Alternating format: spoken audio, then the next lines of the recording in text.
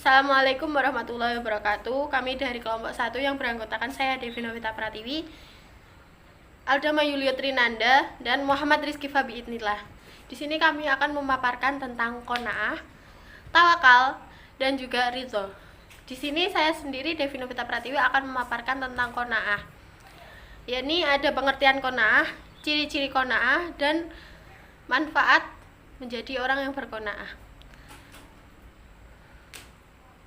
Pengertian qanaah. Qanaah adalah sikap puas dengan apa yang kita dapat atau apa yang ada. Dikatakan juga qanaah adalah sikap tenang dalam menghadapi sesuatu yang ada. Muhammad bin Ali At-Tirmizi menegaskan bahwa qanaah ialah keputusan jiwa atas rizki yang dilimpahkan kepadanya. Dikatakan pula qanaah adalah menemukan kecukupan yang ada di tangan atau mensyukuri yang ada. Sedangkan menurut Amin Syukur, qanaah ialah menerima hati terhadap apa yang ada, walaupun sedikit, lalu tidak lupa disertai sikap aktif untuk berusaha. Karena orang qanaah akan merasa cukup apa yang dikaruniai dari Allah kepadanya. Ciri-ciri orang yang berqanaah. 1. Bersikap tenang dan tentram dalam hidupnya. 2. Tidak berbuat serakah dan tamak terhadap harta dan benda. 3. Dijauhkan dari sifat iri hati dan dengki terhadap orang lain. 4. Bersikap hemat dan tidak pelit terhadap apa yang dimilikinya. 5. Menjauhkan diri dari perbuatan suka meminta-minta. 6. Berbuat amal kebajikan, mensyukuri semua nikmat yang telah ada. Berikut adalah manfaat orang berqanaah. 1. Mendapatkan keberkahan dalam hidupnya. 2. Selalu dipenuhi rasa syukur karena orang yang berqanaah akan selalu senantiasa bersyukur apapun keadaannya. 3. Menjadikan seseorang itu menjadi pribadi yang sangat beruntung. 4. Mereka terhindar dari rasa iri dan dengki kepada orang lain. Sekian, terima kasih. Akan dilanjutkan oleh Aldama Yulio yang akan memaparkan tentang tawakal. Perkenalkan, nama saya Aldama Yulio Trinanda, NIM saya 933602119. Saya akan memaparkan tentang tawakal. Tawakal dalam bahasa Arab adalah turunan dari kata wakil. Wakil adalah zat atau orang yang dijadikan pengganti untuk mengurusi atau menyelesaikan urusan yang mewakilkan, sehingga tawakal bermakna menjadi seorang sebagai wakilnya atau menyerahkan urusan kepada wakilnya. Tawakal kepada Allah adalah menjadikan Allah sebagai wakil dalam mengurusi segala urusan dan mengandalkan Allah dalam menyelesaikan segala urusan. Tawakal haruslah ditujukan kepada zat yang maha sempurna, yaitu Allah SWT. 2. Hukum tawakal. Tawakal adalah fitrah manusia. Semua manusia bertawakal kepada kekuatan yang diyakini mampu menolongnya. Hanya saja ada yang bertawakal kepada makhluk dan ini hukumnya syirik. Dan ada yang bertawakal kepada Allah. Tawakal kepada Allah adalah wajib. Tawakal adalah menyerahkan urusan kepada wakil. Jika urusan itu merupakan hal yang bisa dilakukan oleh makhluk, hukumnya jais. Hanya saja dalam terminologinya disebut sebagai taukil atau perwakilan. Jika masalah itu tidak ada yang mampu melakukannya kecuali Allah. 3. Kedudukan tawakal. Tawakal merupakan suatu dari sendi keimanan dan ketauhidan kepada Allah SWT. Karena tawakal berlandaskan keyakinan bahwa Allah adalah ilah yang menguasai segala sesuatu, mengatur segala perkara. Allah yang menentukan keberuntungan atau kerugian seseorang, keberhasilan atau kegagalan seseorang. Manusia adalah makhluk yang harus menyadari bahwa mereka dalam genggaman Allah. Mereka membutuhkan bimbingan dan pertolongan Allah SWT. Manusia berusaha dan hanya Allah yang menentukan hasil akhirnya. Mereka juga wajib berhusnuzon kepadanya bahwa Allah menentukan apa yang terbaik untuk makhluknya. 4. Kondisi yang diperintahkan untuk bertawakal. 1. Tatkala beribadah kepada Allah. 2. Saat mengikuti petunjuk wahyu di segala kondisi. 3. Saat berdakwah dan menghadapi. 4. Ketika melaksanakan hukum dan peradilan. 5. Saat persiapan jihad maupun ketika menjalankannya. 6. Ketika melaksanakan syura dan merealisasikan hasil syura. 7. Dalam mencari rezeki. 8. dalam melakukan ikatan perjanjian seperti yang diceritakan tentang janji yang diambil oleh Nabi Yakub dan putranya. 9. Dalam posisi hijrah di jalan Allah yang menuntut pengorbanan. 10. Dalam kondisi mendapatkan ancaman. 11. Saat melakukan transaksi jual beli, kontrak kerja, pernikahan dan lain-lainnya. 12. Tawakal dalam penjagaan diri agar bisa istiqomah di jalan Allah dan agar Allah selalu memberikan penjagaan untuk selalu beriman dan terhindar dari segala kesesatan. Bismillahirrahmanirrahim. Perkenalkan, nama saya Muhammad Rizky Fafidnillah, NIM 933603219. Akan melanjutkan penjelasan dari kelompok saya, yang mana saya akan menjelaskan definisi dan pengertian dari ridho. Ridho, kata ridho berasal dari bahasa Arab, yakni Rodiya yardo ridwanan. Rodiya yardo ridwanan, yang berarti senang, puas, memilih, menyenangkan, dan menerima.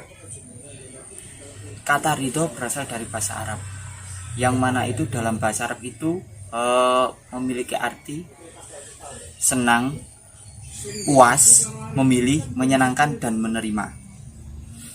Dalam kamus bahasa Indonesia, ridho memiliki arti rela, suka, senang hati, berkenan, dan rahmat.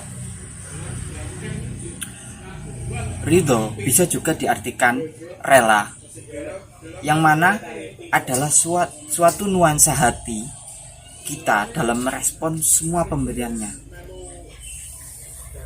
yang setiap saat selalu kita rasakan. Nah, kurang lebihnya definisi ridho itu seperti kita itu rela, berlapang dada, dan menerima segala pemberian dari Tuhan semesta alam.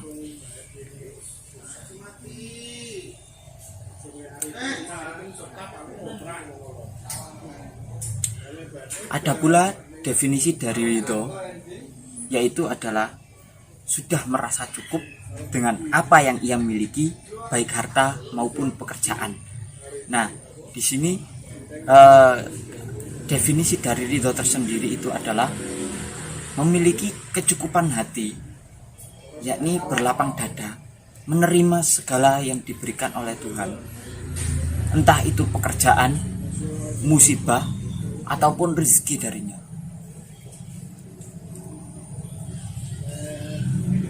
Saya akan menyebutkan beberapa pemaknaan ridho menurut para sufi. Para sufi telah memberikan penegasan mengenai arti dari makom terakhir yang mungkin dicapai oleh kaum sufi, sebagaimana dijelaskan oleh sufi-sufi dari mazhab Sunni.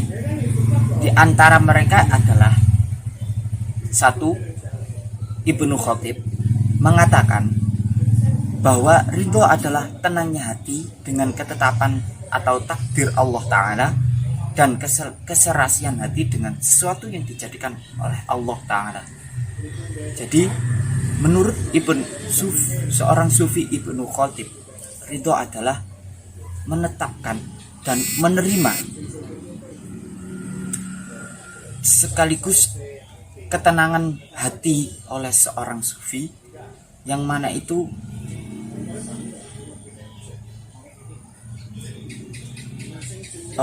berlapang dada, menerima sesuatu yang dijadikan oleh Allah Ta'ala. Yang kedua, menurut Al-Hujwiri, ridho terbagi menjadi dua macam, yaitu ridho Allah terhadap hambanya dan ridho hamba terhadap Allah Subhanahu wa Ta'ala. Ridho Allah terhadap hambanya ialah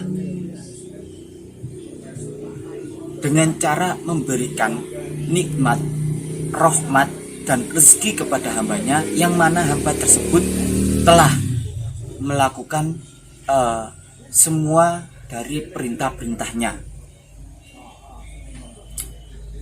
Sedangkan ridho hamba kepada Allah adalah melaksanakan segala perintahnya dan tunduk terhadapnya. Jadi ada dua definitif dari Al-Hujwiri, yang mana definisi ridho ridho Allah kepada hambanya dan ridho hamba kepada Allah Subhanahu wa Ta'ala.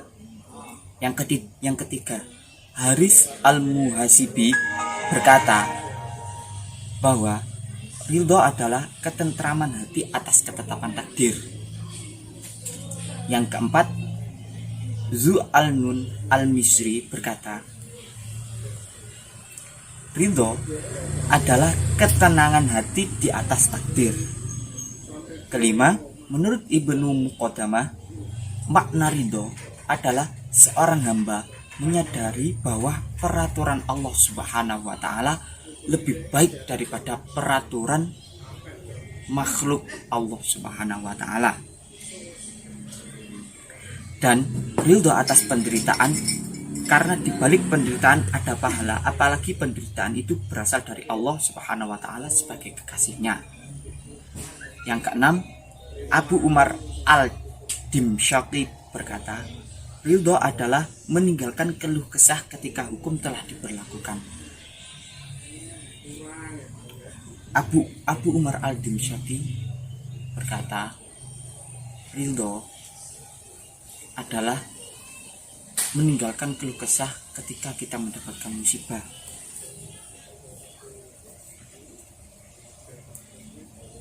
Saya akan melanjutkan 3 macam ridho.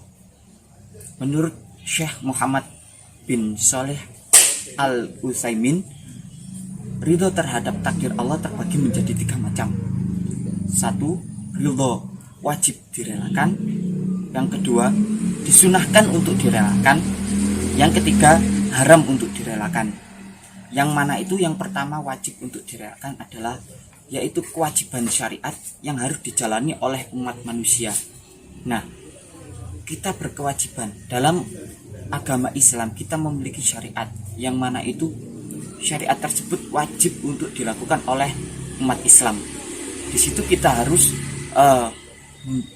mengamalkan ridho, yang mana itu kita harus rela untuk melakukan semua syariat yang sudah diwajibkan oleh Allah Subhanahu wa Ta'ala.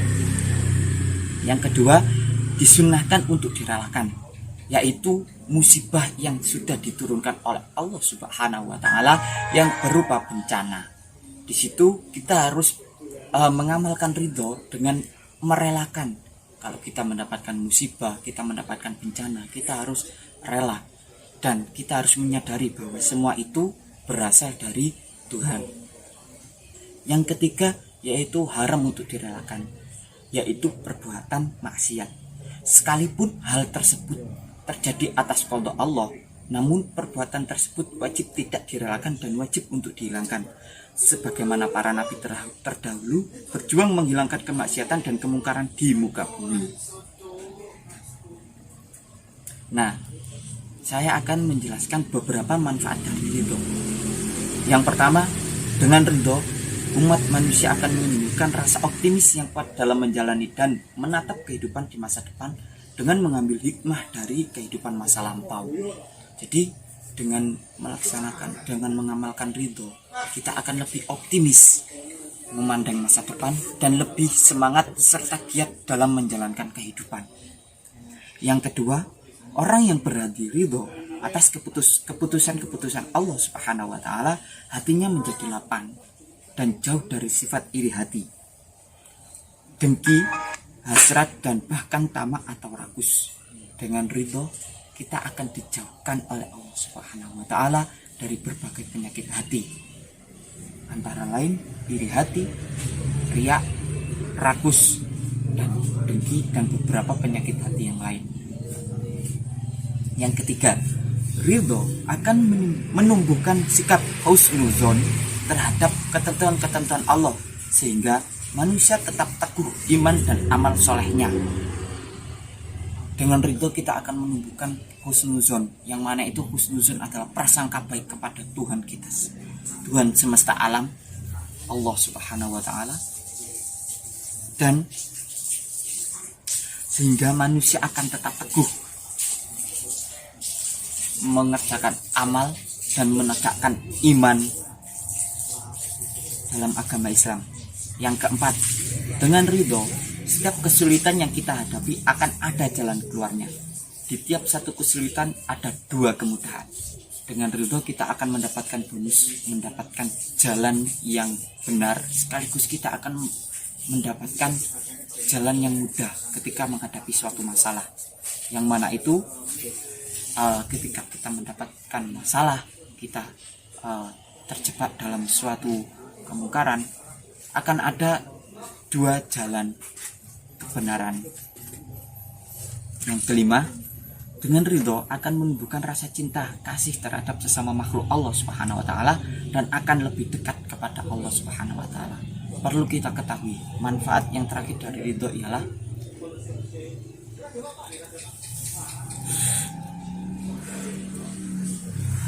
kita akan mendapatkan ketentraman hati sekaligus mendekatkan diri kita kepada Allah Subhanahu wa taala. Karena dari ridho tersebut Tuhan akan menyayangi kita dan kita akan lebih dekat dengannya. Sekian dari saya, kurang lebihnya saya mohon maaf.